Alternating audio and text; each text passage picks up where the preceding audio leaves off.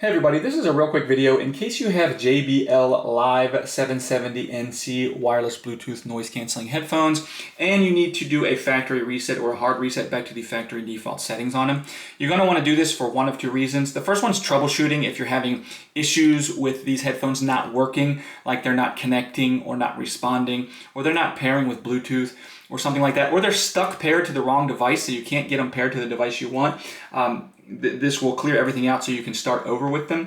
The second reason you might want to do this is kind of similar, just any situation where you want to wipe everything off of them so you can set these headphones up basically like they're new coming out of the box.